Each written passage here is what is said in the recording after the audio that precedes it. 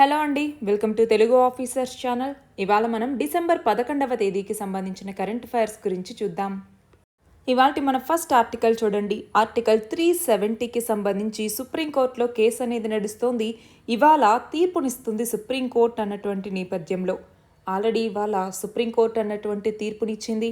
ఏమని తీర్పునిచ్చింది? మనకి 2019వ సంవత్సరంలో, ఇప్పుడు 2019వ సంవత్సరం ఆగస్టు 5వ తేదీన ఈ యొక్క ఆర్టికల్ 370ని అబ్రుగేట్ చేయటం జరిగింది. అంటే ఈ ఆర్టికల్ 370ని రద్దు చేయటం జరిగింది కేంద్ర ప్రభుత్వం. అంతేకాదు జమ్మూ కాశ్మీర్ని చూడండి, జమ్మూ అండ్ కాశ్మీర్ అలాగే లదాఖ్ అనేసి 2 యూనియన్ టెరిటరీస్గా కూడా మార్పు చేయటం జరిగింది. మరి దీన్ని వ్యతిరేకిస్తూ జమ్మూ కాశ్మీర్కి చెందిన కొన్ని పార్టీలు సుప్రీంకోర్టులో పిటిషన్ దాఖలు చేశాయి. దానికి సంబంధించి ఇప్పుడు సుప్రీంకోర్టు తీర్పునిచ్చింది. ఏమని తీర్పునిచ్చింది అంటే, కేంద్ర ప్రభుత్వం తీసుకున్నటువంటి ఈ నిర్ణయం అన్నటువంటి సరైనదే అన్నట్టుగా తీర్పునిచ్చింది. ఆ నేపథ్యంలోనే మనం ఈ ఆర్టికల్ని చదువుకుంటున్నాం. మన నెక్స్ట్ ఆర్టికల్ చూడండి. కృత్రిమ వర్షాలు, ఆర్టిఫిషియల్ రెయిన్స్ అంటాం, క్లౌడ్ సీడింగ్ అని కూడా పిలుస్తూ ఉంటాం. అయితే ఇప్పుడు ఎందుకు ఇది న్యూస్లో ఉంది అంటే, ఆల్రెడీ మనకు తెలుసు ఢిల్లీ ఆ పరిసర ప్రాంతాల్లో వాయు నాణ్యత అనేది ఈ సంవత్సరం ఎంత పడిపోయింది అనేసి. అలాగే వాహన ఉద్గారాలు అనేవి పెరుగుతూ ఉన్నాయి. దానికి తోడు పంజాబ్, హర్యానా రైతులు పంట వ్యర్థాలని తగలబెడుతూ ఉన్నారు. ఇక్కడ మనం చూస్తే ఢిల్లీలో 38% వాయు కాలుష్యానికి ఈ పంట వ్యర్థాల దహనమే కారణం. అలా గాల్లోకి చేరుతున్నటువంటి ఈ సూక్ష్మ రేణువులు, ధూళి కణాలు ఇవి పొగమంచుతో కలిసి కాలుష్యాన్ని మరింతగా పెంచుతూ ఉన్నాయి. ప్రమాదాలు కూడా పెరుగుతున్నాయి. అలాంటి నేపథ్యంలో ఇప్పుడు ఢిల్లీ ప్రభుత్వం అన్నటువంటిది కృత్రిమ వర్షాలు కురిపించడం ద్వారా వాయు నాణ్యతని పెంచాలి అన్నట్టుగా ఆలోచిస్తోంది. ఆ నేపథ్యంలోనే మనకి కృత్రిమ వర్షం లేదా క్లౌడ్ సీడింగ్ అనేసి పిలుస్తూ ఉంటాం. ఏంటి ఈ క్లౌడ్ సీడింగ్ అంటే, ఇది ఎలా పనిచేస్తుంది అన్నటువంటిది మనకి ఎగ్జామ్కి ఇంపార్టెంట్. ప్రిలిమ్స్లోను మెయిన్స్లో కూడా దీన్ని అడగచ్చు. అసలు ఏంటి క్లౌడ్ సీడింగ్ అంటే, మనం చూస్తే 1940s నుంచి కూడా దీన్ని యూజ్ చేస్తూ ఉన్నారు. అంటే వర్షం కోసం ఇలా క్లౌడ్ సీడింగ్ అని ట్రెడిషనల్ మెథడ్ని వాడతారనమాట. ఇందులో భాగంగా ఏం చేస్తారు, సిల్వర్ అయోడైడ్ అనేసి ఉంటుంది. సిల్వర్ అయోడైడ్ అనేసి అలాగే ఇంకొన్ని సబ్స్టాన్సెస్ని అట్మాస్ఫియర్లోకి ఎయిర్ క్రాఫ్ట్ ద్వారా ఇంజెక్ట్ చేయటం జరుగుతుంది. ఇది ఫస్ట్ స్టెప్ అనమాట. ఆ తర్వాత రెండవ స్టెప్ వచ్చేసరికి ఈ సిల్వర్ అయోడైడ్ ఇలాంటి కెమికల్స్ ఏవైతే ఉన్నాయో అవి కండెన్సేషన్కి ఒక సర్ఫేస్ లాగా పనిచేస్తాయి. కండెన్సేషన్ అంటే ఏంటి, మనకి మబ్బులు ఏర్పడేటటువంటి ప్రాసెస్ అనమాట. సో కండెన్సేషన్కి ఇవి పార్టికల్స్ అనేవి సర్ఫేసెస్ లాగా పనిచేస్తాయి. దాంతో నీటి చుక్కలు అనేటటువంటివి అక్కడ ఏర్పడి, అంటే వాటర్ డ్రాప్లెట్స్ అనేవి దీని ద్వారా క్రియేట్ అవుతాయి అన్నమాట. మరి ఒక్కసారి ఈ కండెన్సేషన్ అన్నటువంటిది పూర్తయితే, కండెన్సేషన్ అన్నటువంటిది జరిగిందనుకోండి, అప్పుడు వాటర్ డ్రాప్లెట్స్ ఎక్కువ వెయిట్ వచ్చినప్పుడు, అంటే ఎక్కువ మొత్తంలో వాటర్ డ్రాప్లెట్స్ అనేవి ఫామ్ అయినప్పుడు అది వర్షంలాగా పడుతుంది. సో అలా రెయిన్ఫాల్ని క్రియేట్ చేయొచ్చు అనమాట. అయితే ఈ క్లౌడ్ సీడింగ్కి సంబంధించి స్టాటిక్ క్లౌడ్ సీడింగ్ అనేసి, అంటే సిల్వర్ అయోడైడ్ లేదా డ్రై ఐస్ ఇలాంటి వాటిని వాడతారనమాట. అలాగే డైనమిక్ క్లౌడ్ సీడింగ్ అనేసి, ఇందులో వర్టికల్ ఎయిర్ కరెంట్స్ని యూజ్ చేయడం జరుగుతుంది. అలాగే హైగ్రోస్కోపిక్ క్లౌడ్ సీడింగ్ అంటాము, అంటే ఫ్లేర్స్ ద్వారా సాల్ట్స్ ఇలాంటి వాటిని, అంటే హైగ్రోస్కోపిక్ మెటీరియల్స్ని ఇందులో స్ప్రే చేయటం జరుగుతుంది. మరి వీటన్నింటి ద్వారా ఏం చేస్తారు, ఒకటి ఇలా పొల్యూషన్ని తగ్గించవచ్చు. అంతేకాదు హెయిల్ స్ట్రామ్స్ ఇలాంటి ఏవైతే ఉంటాయో వాటిని ప్రివెంట్ చేయొచ్చు. అలాగే ఫాగ్ ఏదైతే మనకి ఏర్పడుతుందో దాన్ని మనం తొలగించవచ్చు. రెయిన్ఫాల్ని డ్రాట్ ప్రోన్ ఏరియాస్లోనూ తీసుకురావచ్చు. ఎయిర్ పొల్యూషన్ని తగ్గించవచ్చు. సో ఇవన్నీ కూడా అప్లికేషన్స్. మరి దీంట్లో ఛాలెంజెస్ కూడా ఉన్నాయి. ఏంటి, ఇప్పుడు క్లౌడ్ సీడింగ్ అనేది చేయాలి అంటే దానికి మాయిశ్చర్ ఉన్నటువంటి క్లౌడ్స్ అనేవి అవసరం. ఇది మనం ప్రీ కండిషన్గా కూడా చెప్పచ్చు అనమాట. అంటే తడితో కూడినటువంటి క్లౌడ్స్ అన్నటువంటివి కంపల్సరీగా ఉండాలి. సో దీనిని మనం ప్రీ కండిషన్ అనేసి చెప్పచ్చు. ఇవి ఉన్నప్పుడే మనం ట్రై చేయొచ్చు అనమాట. అంతేకాదు ఇక్కడ మనం చూస్తే క్లౌడ్ సీడింగ్ అన్నటువంటిది మనకి ఏదైతే అడిషనల్ ప్రెసిపిటేషన్ జరిగితే అది ప్రాబ్లమాటిక్ అనిపిస్తుందో అలాంటి టైంలో మనం క్లౌడ్ సీడింగ్ని చేయలేము. దానివల్ల ఏమవుతుంది, ఎక్కువ ఆల్రెడీ వర్షాలు వస్తాయన్నప్పుడు మళ్ళీ క్లౌడ్ సీడింగ్ చేయటం ద్వారా ఫ్లడ్స్ అనేవి రావచ్చు, అవునా. సో అలాంటి నెగిటివ్ ఎఫెక్ట్స్ కూడా ఉంటాయి. అంతేకాదు క్లౌడ్ సీడింగ్ అన్నటువంటిది కొన్నిసార్లు ఎన్విరాన్మెంట్ హెల్త్ మీద ఎఫెక్ట్ అనేది పడుతుంది. న్యాచురల్ వాటర్ సైకిల్ని అది డిస్టర్బ్ చేయొచ్చు. సాయిల్ని అలాగే వాటర్ని కెమికల్స్తో కంటామినేట్ చేయొచ్చు. లోకల్ క్లైమేట్ని అఫెక్ట్ చేయొచ్చు. సో ఇవన్నీ కూడా మనం దీనికి సంబంధించిన ఛాలెంజెస్గా చెప్పచ్చు. మన నెక్స్ట్ ఆర్టికల్ చూడండి. ప్రస్తుత ఆర్థిక సంవత్సరంలో రెండో త్రైమాసికం అంటే జూలై నుంచి సెప్టెంబర్ కాలానికి గాను మన యొక్క జీడిపి వృద్ధి అన్నటువంటిది 7.6% నమోదైంది. మన యొక్క జీడిపి గ్రాస్ డొమెస్టిక్ ప్రోడక్ట్ అనేసి పిలుస్తూ ఉంటాం. అయితే ఇక్కడ ఏంటి, ఇలా వృద్ధి రేటు సాధిస్తోంది కరెక్టే. ఆర్బీఐ అంచనా వేసిన 6.5% కన్నా ఇది ఎక్కువ వృద్ధి రేటునే సాధించింది. కానీ ఇప్పుడు చాలా సవాళ్ళు అనేవి మన ఆర్థిక వ్యవస్థకు ఉన్నాయి. అయినా కూడా మన ఆర్థిక వ్యవస్థ ముందుకెళ్ళటానికి గల కారణాలేంటి, దీనివల్ల మనకి ఎలాంటి ఇంపాక్ట్ అనేటటువంటిది పడుతుంది, అంటే ఎలాంటి పాజిటివ్ ఇంపాక్ట్ అన్నటువంటిది ఉంటుంది, ఇవన్నీ కూడా మనకి ఎగ్జామ్ పాయింట్ ఆఫ్ వ్యూలో ఇంపార్టెంట్. సో ఒకటి, ఇప్పుడు ఈ ఎకనామిక్ ఆప్టిమిజంకి ఉన్నటువంటి కారణాలు ఏంటి అనేసి చూస్తే, ఒకటి మన క్యాపిటల్ ఎక్స్పెండిచర్ అన్నటువంటిది పెరుగుతూ వస్తుంది. క్యాపిటల్ ఎక్స్పెండిచర్ మనం చూస్తే 2023 ఫస్ట్ 5 మంత్స్లో 6 మంత్స్లో అలా చూసుకుంటే క్యాపిటల్ ఎక్స్పెండిచర్ అనేటటువంటిది చాలా పెరిగింది. అంతేకాదు కొత్తగా కంపెనీస్ రిజిస్ట్రేషన్ అనేటటువంటివి ఎక్కువగా జరుగుతున్నాయి. సో న్యూ కంపెనీ రిజిస్ట్రేషన్స్ అనేవి కూడా పెరిగాయి. దానివల్ల ఏమవుతుంది, ఎక్కువ గ్రోత్ ఇంటెన్షన్స్ అనేవి పెరుగుతూ ఉంటాయి. అలాగే క్రెడిట్ గ్రోత్ అనేటటువంటిది పెరుగుతూ వస్తుంది. అంటే ఏంటి, for example scheduled commercial banks అనేవి ఉన్నాయి.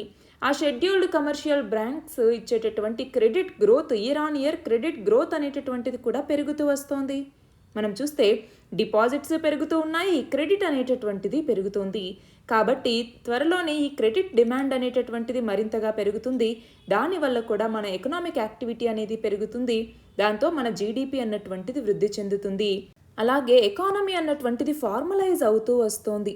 అంటే ఏంటి, ఇప్పుడు గ్రోత్ అన్నటువంటిది పెరుగుతోంది, క్రెడిట్స్ అన్నటువంటివి పెరుగుతూ ఉన్నాయి, క్రెడిట్ ఇస్తూ ఉన్నారన్నాము. సో దాంతో మన ఇండియన్ ఎకానమీ అనేది ఫార్మలైజ్ అవుతూ ఉంది.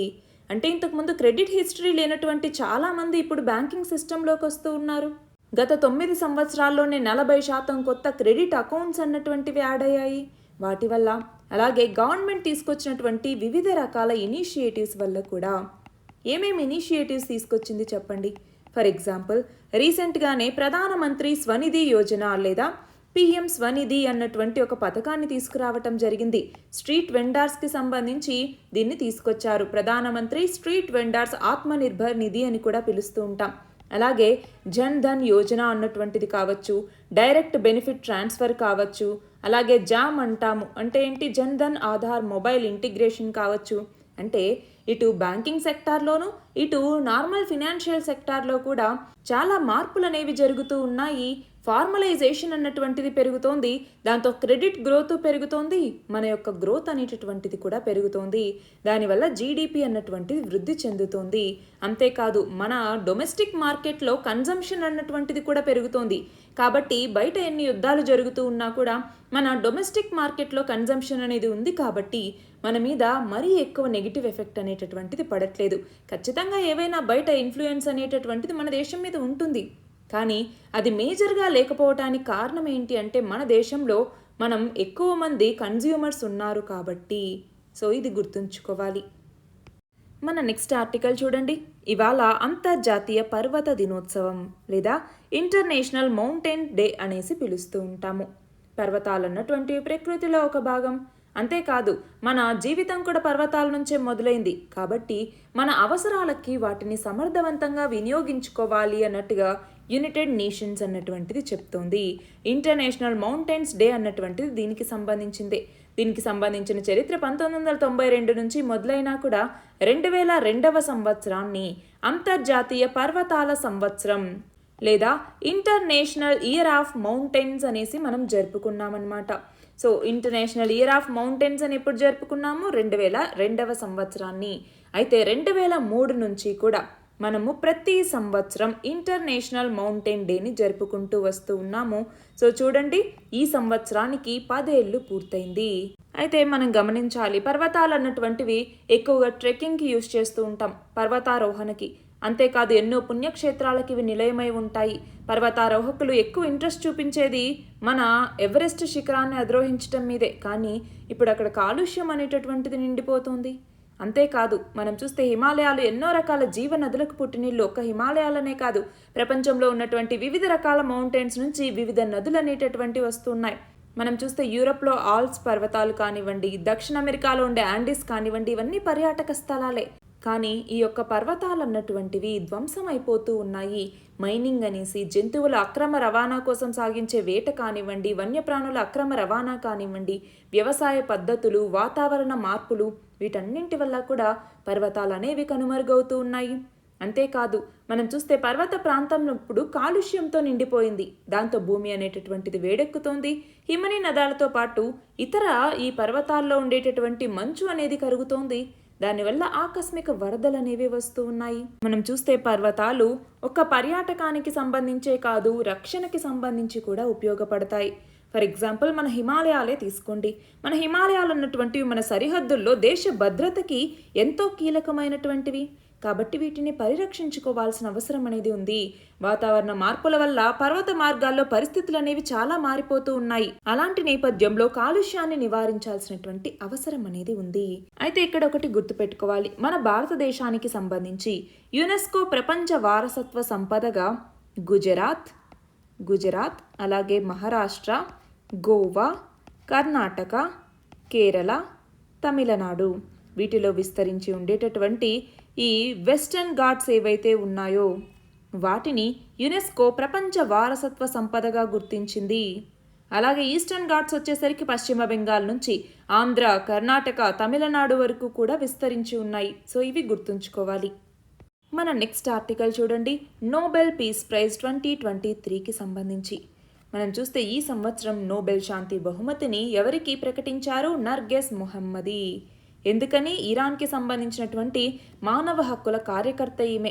ఇరాన్లో మరణశిక్షలకు వ్యతిరేకంగా మహిళల హక్కుల కోసం పోరాడినందుకు గాను ఈమెకి నోబెల్ శాంతి బహుమతి అన్నటువంటిది లభించింది.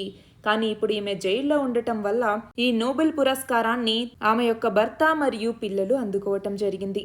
గమనించాలి, ఈ నోబెల్ శాంతి పురస్కారాన్ని అందుకున్నటువంటి 19వ మహిళగా, 2వ ఇరాన్ మానవ హక్కుల కార్యకర్తగా ఈమె రికార్డుకెక్కారు.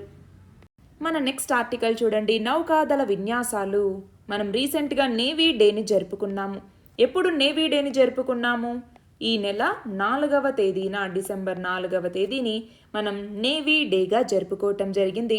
ఫాదర్ ఆఫ్ ఇండియన్ నేవీ అనేసి ఎవరిని పిలుస్తాము? ఛత్రపతి శివాజీని పిలుస్తాము, అవునా?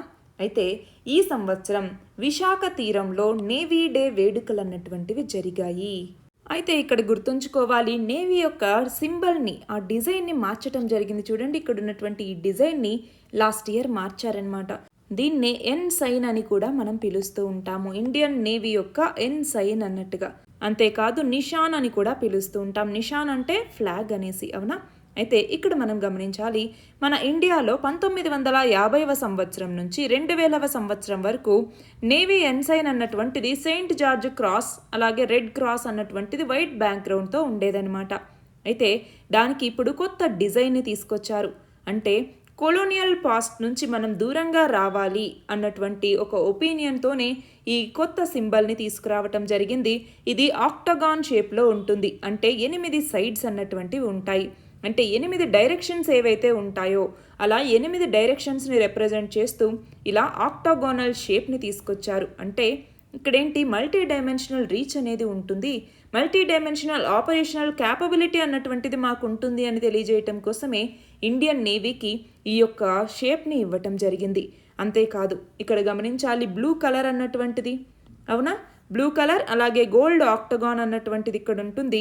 సెంటర్లోకి వచ్చేసరికి మన నేషనల్ ఎంబ్లమ్ అన్నటువంటిది ఉంటుంది.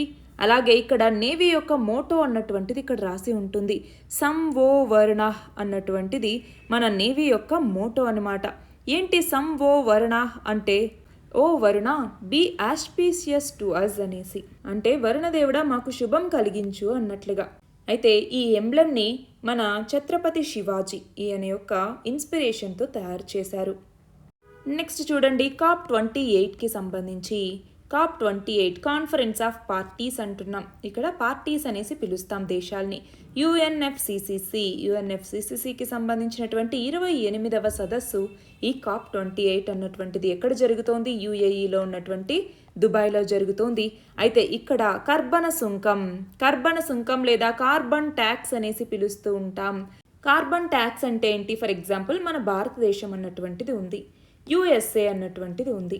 అయితే మన భారతదేశంలో ఏవైనా ఫర్ ఎగ్జాంపుల్ సిమెంట్ కానివ్వండి లేదా స్టీల్ కానివ్వండి ఇలాంటివి ప్రొడ్యూస్ చేసి ఫర్ ఎగ్జాంపుల్ యుఎస్ఏకి మనం పంపించామనుకోండి, యుఎస్ఏ అన్నటువంటిది ఏమంటుంది, ఇదిగో ఆల్రెడీ మీరు ప్రొడ్యూస్ చేస్తే సిమెంట్కి అలాగే స్టీల్కి ఇవి ప్రొడ్యూస్ చేసేటప్పుడు గ్రీన్ హౌస్ గ్యాసెస్ అన్నటువంటివి విడుదలవుతాయి, అవునా? అది మనకి గ్రీన్ హౌస్ గ్యాస్ ఉద్గారాల్ని మనం తగ్గించాలి అనుకుంటూ ఉన్నాము. అంటే గ్రీన్ హౌస్ గ్యాస్ అంటే ఏంటి, అక్కడ కార్బన్ ఎమిషన్స్ అనేవి జరుగుతూ ఉన్నాయి. సో మీరు ఎంత కార్బన్ ఎమిషన్స్ అనేవి జరుగుతూ ఉన్నాయో మా దేశంలోకి రావాలంటే మీరు అంత ట్యాక్స్ని పే చేయండి అన్నట్టుగా ఇక్కడ నిలుపుదల చేసి ఒక ట్యాక్స్ని పే చేయమని చెప్తాయి. అదే కార్బన్ ట్యాక్స్ అన్నటువంటిది. అంటే ఇక్కడ మన భారతదేశానికి సంబంధించి ఎవరైతే ఇండస్ట్రీస్ కానీ ఇండివిడ్యువల్స్ కానీ ఎక్స్పోర్ట్స్ చేస్తూ ఉంటారో వాళ్ళు ఈ ట్యాక్స్ని పే చేయాలి. దాని ద్వారా ఏమవుతుంది, ఇంకో దేశంలో ఏవైతే ప్రొడ్యూస్ చేస్తూ ఉంటారో ఫర్ ఎగ్జాంపుల్ ఇక్కడ కూడా సిమెంట్ స్టీల్ ప్రొడ్యూస్ చేస్తూ ఉన్నారు, కానీ వాళ్ళు ఇంత కార్బన్ ఎమిషన్స్ చేయట్లేదు. ఎందుకని, ఇక్కడ టెక్నాలజీ అన్నటువంటిది బాగుంది వాళ్ళ దగ్గర, దాంతో కార్బన్ ఎమిషన్స్ అనేవి తగ్గుతూ ఉన్నాయి. కానీ వీళ్ళకి ప్రొడక్షన్ కాస్ట్ అన్నటువంటిది ఎక్కువగా ఉంటుంది. ఆ నేపథ్యంలోనే ఇప్పుడు మన దేశం నుంచి చీప్గా వస్తువులు వచ్చాయనుకోండి, ఎక్కువగా ఆ దేశంలో మరి వేటిని కొంటారు, రెండూ క్వాలిటీ అన్నటువంటిది సేమే, కానీ వీటి ప్రైస్ ఏమో ఎక్కువ, మన దేశం నుంచి ప్రైస్ అనేది తక్కువగా ఉంటుంది. అప్పుడు మన దేశం నుంచి వెళ్ళినటువంటి వస్తువులనే వాళ్ళు ఎక్కువగా కొంటారు. దాని నుంచి నివారించటానికే ఈ కార్బన్ ట్యాక్స్ అన్నటువంటిది పే చేయటం ద్వారా ఏమవుతుంది, రెండింటి యొక్క ధరలు అనేటటువంటివి సమానమవుతాయి. కాబట్టి అక్కడున్న ప్రజలు దేన్ని కావాలంటే దాన్ని కొనుగోలు చేయటం జరుగుతుంది. సో దాన్నే మనము కార్బన్ ట్యాక్స్ అనేసి పిలుస్తూ ఉంటాము. అయితే ఇక్కడ ఏంటి, మన భారతదేశం అన్నటువంటిది అలాగే ఇంకొన్ని దేశాలు కూడా దీనికి తీవ్రమైనటువంటి వ్యతిరేకతను వ్యక్తం చేశాయి. ఎందుకని, మేమేమో అభివృద్ధి చెందుతున్నటువంటి దేశం, మరి మా దగ్గర అంత మొత్తంలో టెక్నాలజీ అన్నటువంటిది లేదు. అంటే అభివృద్ధి చెందిన దేశాలు మంచి టెక్నాలజీ ఉన్నాయి కాబట్టి మంచిగా అవి టెక్నాలజీని యూజ్ చేసుకొని తక్కువ కార్బన్ ఎమిషన్స్ చేసి ప్రొడ్యూస్ చేయొచ్చు. కానీ మాకు అలా వీలు లేదు, టెక్నాలజీ అన్నటువంటిది మా దగ్గర అంతగా లేదు. కాబట్టి మేము కార్బన్ ఎమిషన్స్ అనేవి చేయాల్సి వస్తుంది, తప్పవు మాకు. అలాంటప్పుడు మీరు ప్రతిసారి కార్బన్ ట్యాక్స్ అంటే మేము ఎలా పే చేయగలము అన్నట్టుగా మన దేశం ఇక్కడ వ్యతిరేకతని వ్యక్తం చేస్తోంది. మనం చూస్తే సాధారణంగా ఇనుము, ఉక్కు, సిమెంట్, అలాగే ఎరువులు, అల్యూమినియం ఇలాంటి వాటికి ఎక్కువగా మనకి ఇంధనం అనేది అవసరం అవుతుంది. అలాంటి నేపథ్యంలో సరైన టెక్నాలజీ లేకపోతే గనక మనం కార్బన్ ఎమిషన్స్ ఎక్కువగా జరుగుతాయి. దానికి సంబంధించే రీసెంట్గా యూరోపియన్ యూనియన్ అన్నటువంటిది కార్బన్ బార్డర్ అడ్జస్ట్మెంట్ మెకానిజం అన్నటువంటి దాన్ని తీసుకొచ్చింది. దీనికి సంబంధించినటువంటిదే కార్బన్ ట్యాక్స్ని మీరు పే చేయండి, అప్పుడు మా దేశంలోకి రండి అన్నట్టుగా ఈ European union carbon border adjustment మెకానిజంని తీసుకొచ్చింది. అది 2026 వరకు దశల వారీగా అమలు చేస్తుంది. అలాగే ఇక్కడ చూడండి ఆర్టికల్లో COP29 సదస్సు కూడా ఎక్కడ జరగబోతోంది, బాకు అన్నటువంటిది ఎక్కడ ఉంది, అజర్బైజాన్ రాజధాని అయినటువంటి బాకు వేదికగా COP29 సదస్సు వచ్చే సంవత్సరం జరగబోతోంది. చూడండి COP29 సదస్సు బాకులో జరగబోతోంది. అలాగే COP28 సదస్సుకు సంబంధించి ఇప్పటిదాకా ఏమేం చర్చలు చేశారో దాని మీద ఒక ముసాయిదా పత్రం అన్నటువంటిది విడుదలైంది, అంటే డ్రాఫ్ట్ అన్నటువంటిది విడుదలైంది. దీని ప్రకారం ఏంటి, మనం ఏదైతే ప్యారిస్ అగ్రిమెంట్ అన్నటువంటిది ఏ సంవత్సరంలో చేసుకున్నాము, 2015వ సంవత్సరంలో 2015లో అందులోనూ ఈ కాప్ సదస్సుల్లోనే COP21లో భాగంగా 2015లో ఈ ప్యారిస్ అగ్రిమెంట్ని చేసుకున్నాం. ఏమని, పారిశ్రామిక విప్లవం అంటే ఇండస్ట్రియల్ రెవల్యూషన్ ముందు కాలంతో పోలిస్తే ఈ శతాబ్దాంతానికి అంటే 2100వ సంవత్సరానికి భూతాపంలో పెరుగుదల ఏదైతే ఉంటుందో దాన్ని 1.5 డిగ్రీల సెల్సియస్కి పరిమితం చేయాలి అనేసి లక్ష్యంగా పెట్టుకోవటం జరిగింది. అయితే దాని వైపుగా ఇప్పుడు అడుగులు అనేటటువంటివి పడట్లేదు, కాలుష్యం అన్నటువంటిది పెరుగుతోంది అన్నట్టుగా ఇప్పుడు తెలుస్తోంది. మరి ఈ కాలుష్య కట్టడికి కావాల్సిన హరిత ప్రమాణాలని అమలు చేసేందుకు వర్తమాన దేశాలు అలాగే పేద దేశాలు ఏవైతే ఉంటాయో వాటికి ప్రతి సంవత్సరం $21,500 కోట్ల నుంచి $38,700 కోట్ల వరకు అవసరం అన్నట్టుగా ఈ డ్రాఫ్ట్లో చెప్పటం జరిగింది. కానీ ఈ కాలుష్య నివారణ కోసం వీటికి అందుతున్న నిధులు $2,100 కోట్ల మించటం లేదు.